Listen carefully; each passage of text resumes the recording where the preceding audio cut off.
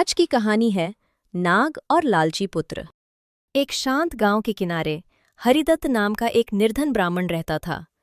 वो सरल स्वभाव का, धार्मिक और दयालु व्यक्ति था। उसकी छोटी सी झोपड़ी थी और पास में एक खेत, जिससे उसका गुजारा मुश्किल से चलता था। एक दोपहर वो खेत में हल चला रहा था कि उसकी नज़र पास के एक पुराने चींटी के बिल पर पड़ी। मिट्टी हिली और उसमें से एक विशाल काला सांप बाहर निकला।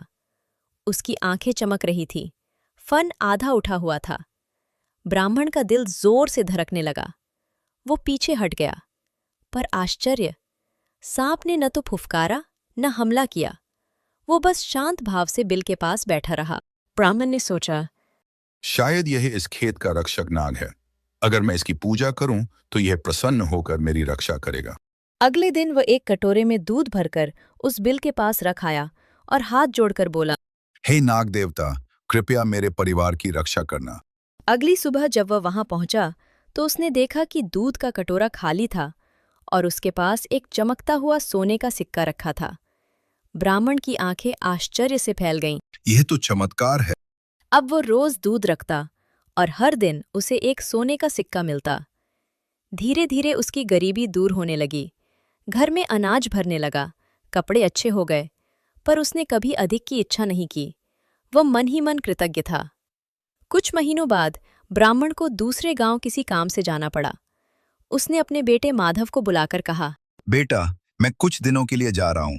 जब तक मैं लौटूं, रोज इस बिल के पास दूध रख देना। नाग देवता प्रसन्न हैं, वे हमें आशीर्वाद देते हैं। माधव ने हामी तो भर दी, लेकिन उसके मन में जिज्ञासा और लालच दोनों जाग उठे। अगले दिन जब उसने सोने का सिक्का देखा तो उसकी आंखों में चमक आ गई। वह सोचने लगा, जब रोज एक सिक्का मिलता है तो जरूर इस बिल में खजाना भरा होगा। अगर मैं सांप को मार दूं तो सारा धन एक ही दिन में मिल जाएगा। अगले दिन वह दूध के साथ एक भारी लाठी भी ले गया। उसका दिल तेज धड़क रहा था, पर लालच डर से बड़ा था। जैसे ही सांप बिल से बाहर निकला, माधव पूरी ताकत से उस पर वार किया। सांप घायल तो हुआ, पर मरा नहीं। क्रोध से फुफकारते हुए उसने पलटकर माधव को डंस लिया। माधव चीखा और कुछ ही पलों में जमीन पर गिर पड़ा। उसका शरीर ठंडा हो गया। सांप लहूलुहान अवस्था में अपने बिल में लौट गया। जब ब्राह्मण वापस लौटा और बेटे की मृत्यु की खबर सुनी तो वह दुख से टूट गया।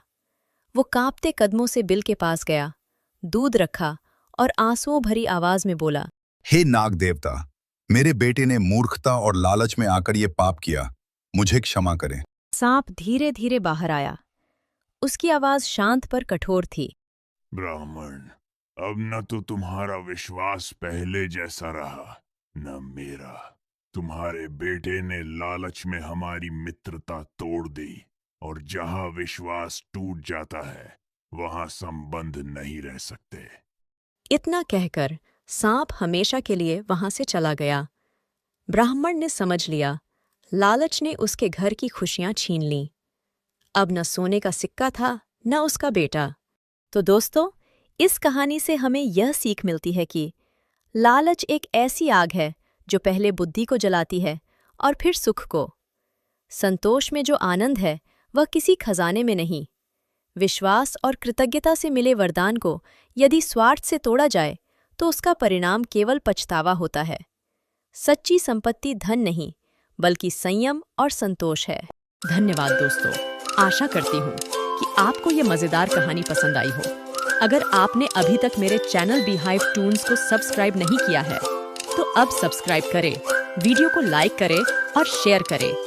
आपका समर्थन मुझे और अधिक वीडियोस बनाने के लिए प्रेरित करेगा। धन्यवाद।